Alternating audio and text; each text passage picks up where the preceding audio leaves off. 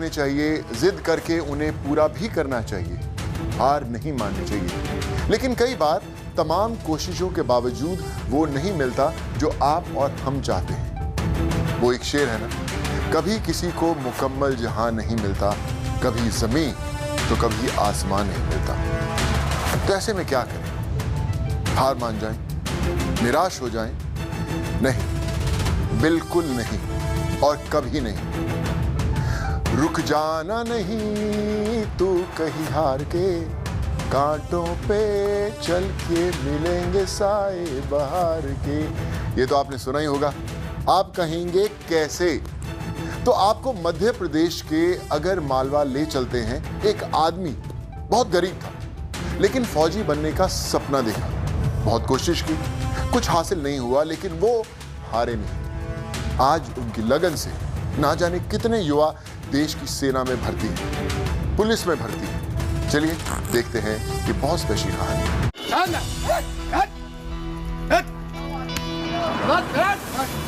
एक सेकंड में भी यदि पीछे रह गए ना, हंसी के पात्र बनोगे।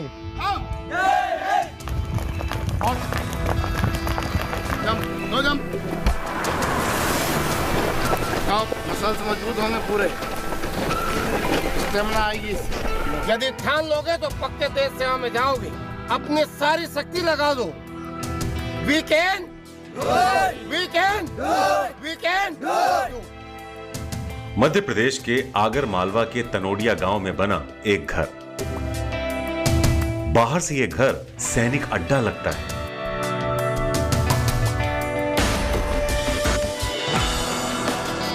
दुश्मन की नजर से छिपने के लिए सेना जिन रंगों और चीजों का इस्तेमाल करती है, यह घर वैसा ही लगता है।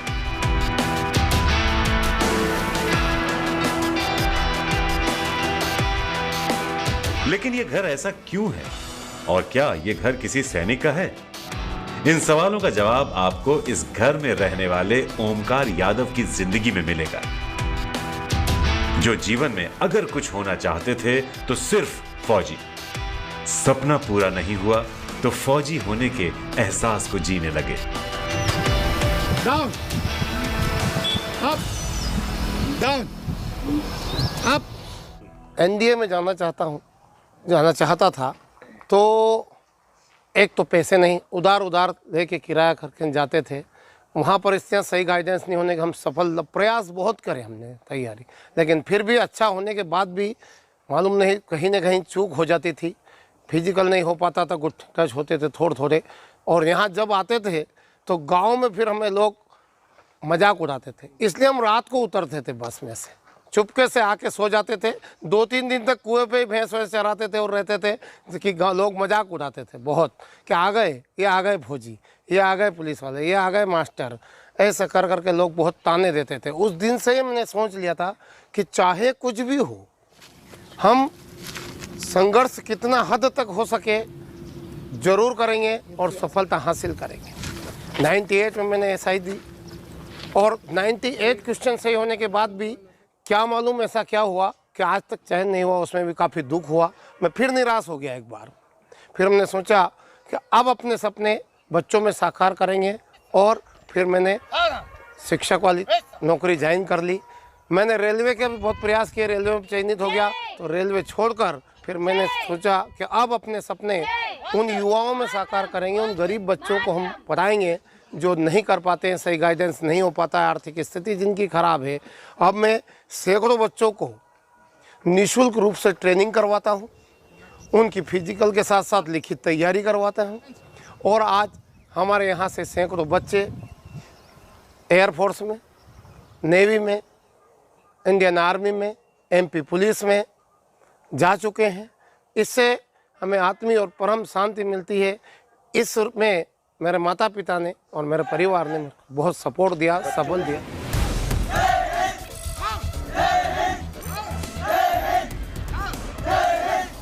बच्चों को हम बहुत सख्त लहजे में कहते हैं, पहले कहते हैं कि भैया हम जब बड़े शहरों में जाके खर्च नहीं कर सकते तो यहाँ मुक्त रूप से होता है। इसके बाद छोटी मोटी कमी यदि रहती है तो उनका इलाज भी करवाते हैं, उनको अपने घर रख के तैयारी करवाते हैं। और जब खुशी होती है पूरे गांव में जुलूस निकाला जाता है और गांव के लोग जब इनको मोटिवेट करते हैं तो इनके माता पिता और बच्चे और आसपास के जो अन्य गांव के बच्चे हैं वो बहुत खुश होते हैं। 5 6 7 8 9 10 11। मैं पहले मजदूरी करता था और खेतों में काम करता था और मैं हर एक काम करता था, छोटे छोटे लेवल के काम करता था। और फिर मेरे को सर ने निःशुल्क पढ़ाने लग गए और ट्रेनिंग देने लग गए। सर के पास गया मैं, ओंकार लाल जी यादव के पास, और सर ने बोला कि तू तैयारी करता रहेगा। हार नहीं माना और तैयारी करता रहा और मेरा सिलेक्शन 2020 में हो गया। और मैं एडी सेंटर गोपालपुर उड़ीसा में ट्रेनिंग करके 1.5 साल में अब आया हूँ छुट्टी, 1 महीने की छुट्टी आया हूँ और मेरी पोस्टिंग हुई है 157 लेह लद्दाख।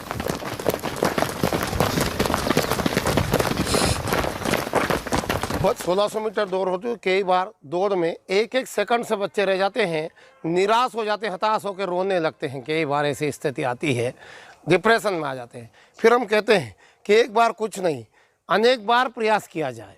इनको उदाहरण देते हैं बाज का, है ना, एडिसन का, जिन्होंने बल्ब बनाया कि 99 बार 999 बार असफल हुए फिर भी सफल हो गए।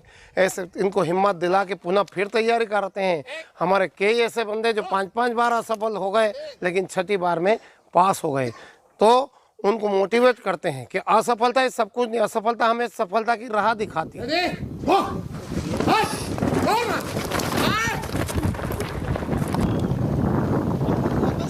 सर हम यहाँ सुबह 5:30 साढ़े 6 के बजे लगभग सभी आ जाते हैं। 6:30 से 7 के बीच रनिंग हो जाती है हमारी।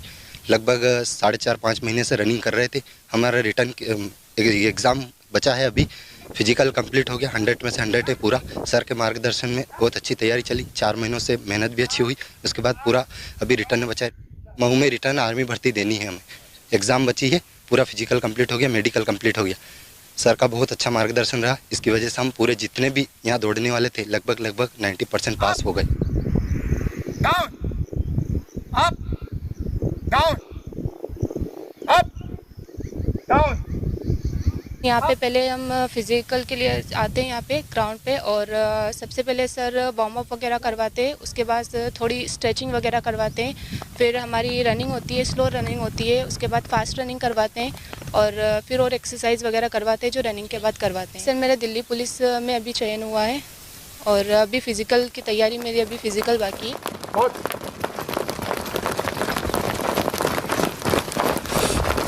मैं राजस्थान बॉर्डर और एमपी बॉर्डर के पास गांव सांगखेड़ी वहां का रहने वाला हूं और यूट्यूब के माध्यम से सर का वीडियो देखा मैंने, तो सर को मैंने फ़ोन लगाया कि सर मैं आ सकता हूं, तो सर ने बोला कि आप बिल्कुल आ सकते हो।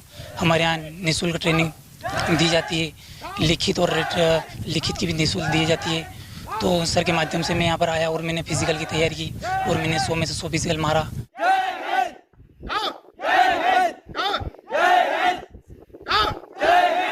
एक सामान्य परिवार से भी निम्न स्तर के परिवार से बिलोंग करता हूं और मेरी आर्थिक स्थिति जब मैं शुरुआत में पढ़ने गया उसी समय से बहुत ही आर्थिक स्थिति खराब थी। संग हम गाय भैंस चराते थे और लोग उस समय, और उसी के साथ हम सरकारी स्कूल में पढ़ने जाते थे, तो लोग हमें, परिवार के आसपास के लोग या गांव के लोग मजाक उड़ाया करते थे कि तुम्हें तो भैंस गाय ही चराना है, तुम क्या करोगे पढ़ लिख कर। हमने अनेक बार कहा कि हम कुछ करना चाहते हैं। हम तो ये तक चाहते थे कि रविवार को भी सर स्कूल लगे तो काफ़ी अच्छा रहे, ताकि हमें गाय भैंस न चराना। जैसे जैसे हम आगे बढ़े, हमारी आर्थिक स्थिति ये थी कि पहनने के लिए एक जोड़ कपड़े होते थे, उसको भी हम पैंट को अल्टर करा के पहनते थे। पहली बार जब 7वीं में मैं आया तो हमारी सरकारी स्कूल में एक मैम थी, उन्होंने यहाँ तक कि हमें एक ड्रेस दिलवाई और कहा कि यदि तुम अगली बार फर्स्ट आओगे 8वीं में तो आपको पूरी ड्रेस दिलवाई जाएगी अच्छी। हमने ड्रेस ही पहली बार देखी थी, वरना बिल्कुल साधारण रहते थे और आर्थिक स्थिति बहुत ख़राब, पेन और लीड तक नहीं खरीद सकते थे। कोचिंग थोड़ी बहुत करते थे गाइडेंस के लिए, वो भी उधार होती थी। स्थिति करते करते जब 8वीं की परीक्षा हुई, ग्रामीण स्तर जो प्रतिभावान परीक्षाएं होती थी, मैं उसमें टॉप आया। मैम ने मुझे पुरस्कार स्वरूप एक ड्रेस दी बहुत अच्छी, और उसके बाद से मेरा उत्साह बढ़ता गया। और धीरे धीरे जब मैंने 12वीं 10वीं टॉप करी, फिर 12वीं, तो ऐसी कंडीशन आई कि मेरे पिता को कैंसर हो गया। उस दौरान पैसे बिल्कुल नहीं थे, तो हमने ज़मीन जो थोड़ी बहुत थी वो भी बेची और उनका इलाज करवाया। और हमारी आर्थिक स्थिति इस प्रकार के कॉलेज का जीवन शायद ही अब आगे हम सही जी पाए। अब जब गाँव शहर में आते हैं ना, तो लोग काफ़ी सम्मान देते हैं। वो आ गए फौज की ट्रेनिंग वाले सर, छोटे छोटे बच्चे 4-4, 5-5 साल के बच्चे मेरे से आके पूछते हैं, सर हमें भी फौज में भेज दोगे क्या? कहाँ भी जाता हूँ तो बच्चों का जुनून इकट्ठा हो जाता है, पालकों का जुनून, पूछने लगते हैं कैसे क्या तैयारी कराते हैं, हमें कब कराओगे। ये स्थिति है कि कई छोटे बच्चों को हम रोकना पड़ता हमें। आज इतना जुनून है आसपास क्षेत्रों में और हमारे गांव में, और लोग काफ़ी बच्चे बहुत मोटिवेट हैं, लोग काफ़ी सम्मान देते हैं, और देशभक्ति से ओतप्रोत हमारा क्षेत्र हो चुका है।